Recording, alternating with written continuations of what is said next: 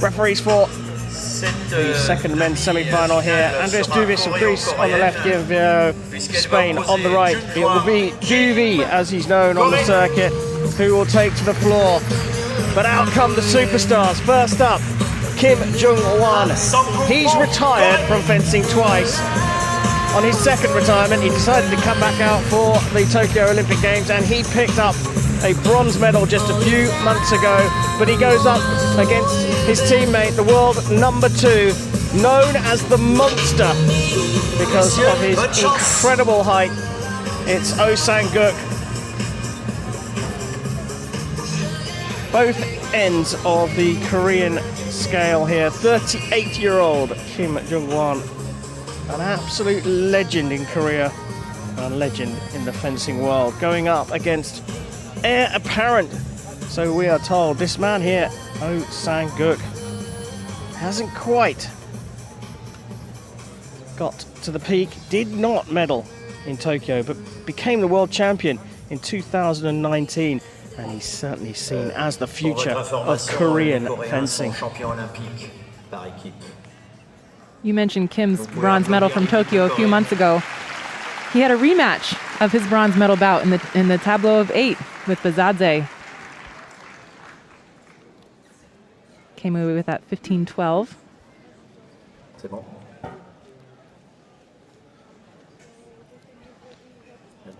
Microphone.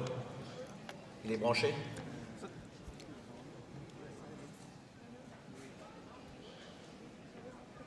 Well, just to add to the tension here, the pause is the referee's microphone isn't connected up yet, so they're just going to go and replace that. They always have backups here for these big finals.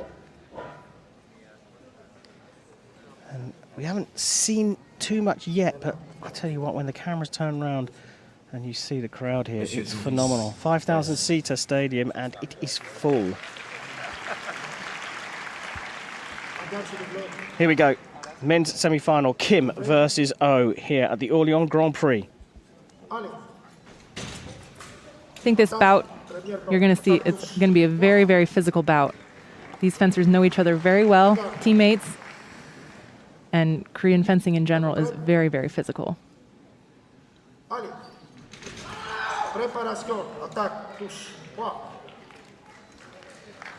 Well, head-to-head between these two.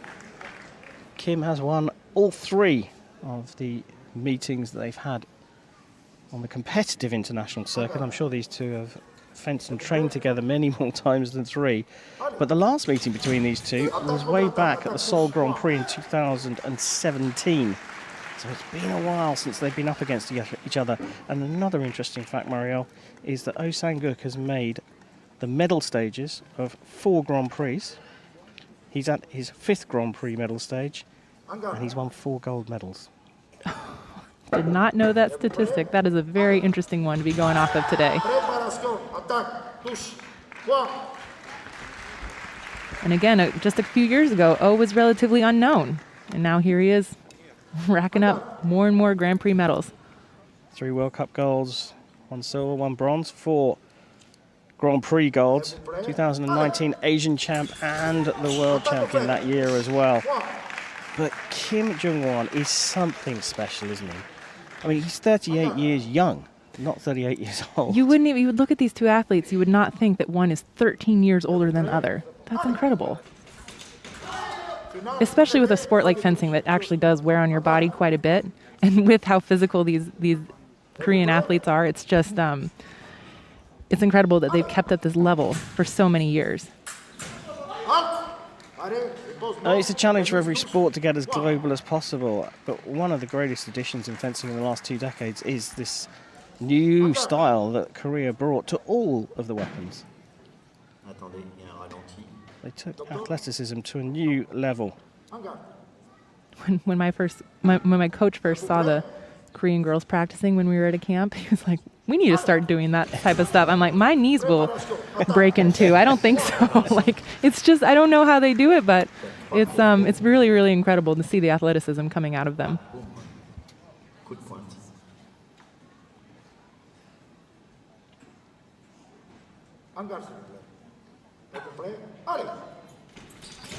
Nouvelle attaque de la droite. Now, the height difference between these two means that Kim Jong-un really, when he goes out for the attack, absolutely has to fully commit. Yeah, he has to give it his all for sure. But he is extremely flexible. I mean, even for by Korean standards, he's really just all over the place. Sometimes he falls down and pops right back up, and you're like, how is that even possible? Yeah. But he does, time and time again. I think even at the Olympics, he ended up in the splits. And, you know, you think, well, he's going to put his hands down to get himself back up again. No, he didn't. He just popped himself back up with his feet. It's got springs in there or something.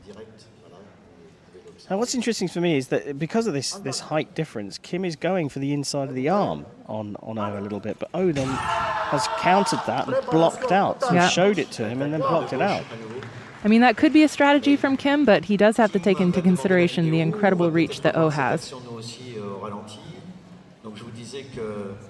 Well, we have a video review going on at the moment. So this is going to be up to the referee to determine, whether it's a smooth advance lunge from Kim, if O reaches out just in time to get him with any hesitation of the arm, but I don't know. I don't know if Kim really hesitated at all. The referee thinks he does. Okay. He's just snuck in on the time there. No real complaint from Kim Jong-un. And O Sang-guk is 2 away from taking us to the break, and again, one to the inside of the wrist. And reaching with every fiber of his being to try to hit him. So, yep, we'll see that a lot, I think.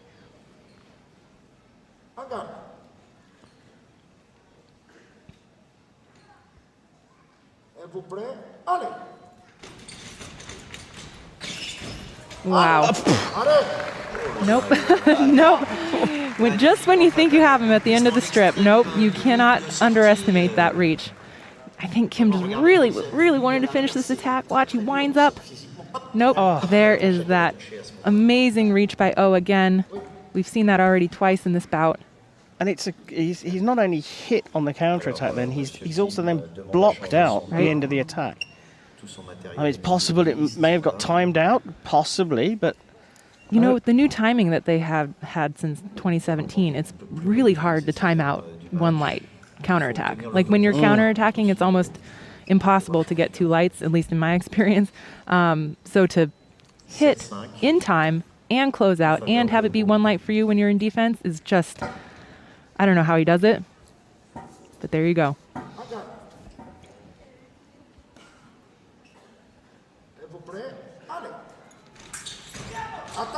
Well, there's that stretchy reach again. Yeah, right to that inside of the wrist, like you said.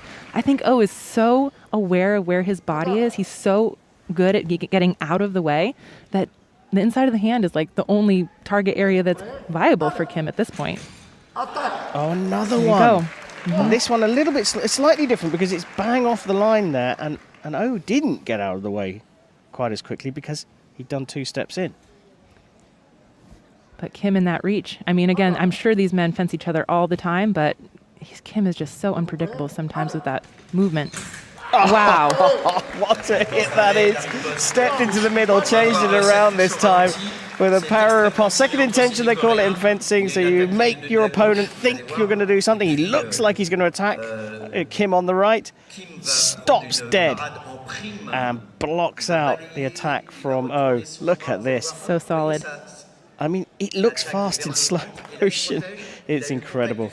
And he's come from behind to take us to the break. Kim leading 8 points to 7 in the men's semi-final here at the Grand Prix in Orléans. So, 2 Koreans, no coaches.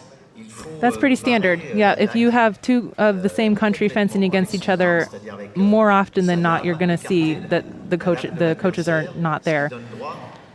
Even if you're from a different club, it just makes sense. It's out of respect. You know, you're here representing your country, and so if you're fencing against your countrymen, then it just makes sense to not be coached. But you can see, actually, Kim is talking to himself, giving himself a little self-coaching here. Coaching himself, absolutely. And they are from 2 different clubs. So Kim fences out of the Korean Sports Promotion Foundation, and O Sang-guk is out of Songnam City Hall. They will, of course, train together as teammates in Seoul. Time for the second period of this thriller between two Korean athletes, Kim Jung-won on the right, Oh Sang-guk on the left. We'll see what kind of advice they gave themselves. So Oh has such a powerful attack. Kim has not let him use it a lot in this bout. So the only reason Oh got that opportunity just then was because he had to make Kim short in the first place. Yeah, so he's taking it out of the middle, luring Kim in. And this time he looks for the parry riposte. Beautiful counter time. I mean, again, with that reach, he was ready for it this time. No one-light closeout counterattacks.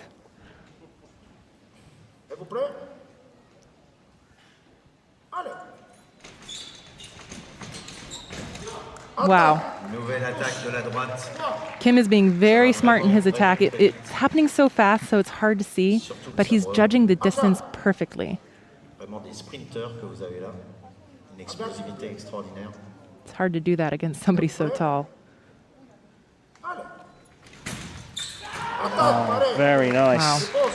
Making Oh feel a little bit more uncomfortable now in his plan. Kim's mixing it up. Is he going forward? Is he going backward? Oh doesn't quite know. And look at this. He pulls him short at the last minute. Boom. Quick riposte.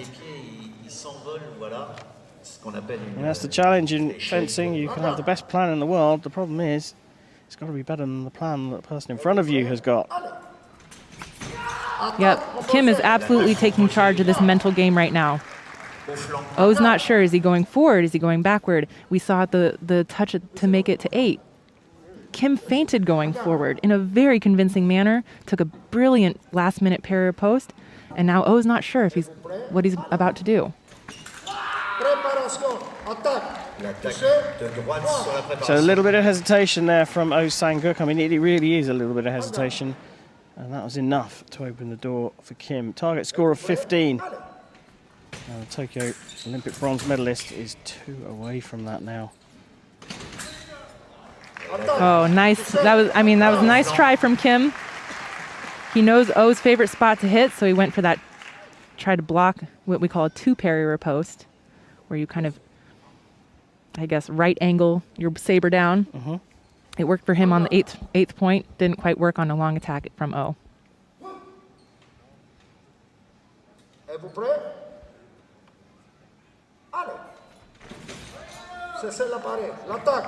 So Kim searching for the blade that time as he stepped in.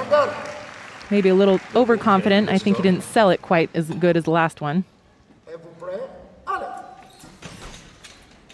So short attack, but keeping the distance close and trying to do it with the blade. And the conversation between the blades is incredible on that one. Wow, that was what we call a counter riposte. Watch this, here we go. Kim's ready. Ready for that parry. Takes the blade. Thinks he has the riposte. Nope. Oh, took it right back. Wow. The speed that's happening at and the distance between them was almost nothing. To have the right reaction time to do something like that is absolutely incredible. You don't see a lot of counter parries, but whenever you do, it's just jaw-dropping. Well, the recovery here from Oh Sang-guk is also jaw-dropping. He's within 1. We knew this was going to be a thriller. You know, it looked like Kim was coming away with them. He kind of had Oh confused a little bit, but now it seems like Kim is the one that's confused. Just lost his way. He's closing in on that final score. On the attack again, though. Nope. Too far away, right? Too far away, yep. And I think, seeing the minutia of it. Yeah. Oh has gotten hit on the hand from Kim so many times. He almost lured him in. He said, okay, fine, hit my hand again. Nope, I'm ready for that parry. Little trickery there. And Oh Sang-guk, the world number 2, is drawn level with Kim Jung-won.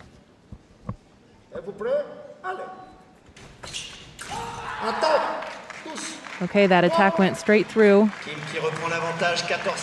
Again, stretching with everything he had to get that attack through. The first one in a while from him. Mm-hmm. As he stopped the rot at the perfect time. We've had so many 14-14s here in Orléans. Wow. Okay. Very, very smart action on Kim's part. He knew he got hit in preparation by O so many times, so to finish that attack by knocking O's blade out of the way was a very, very smart way to finish that final attack. Brilliant match that we expected right from the get-go here, and the Tokyo bronze medalist Kim Jung-won of Korea has made it through 15-13 over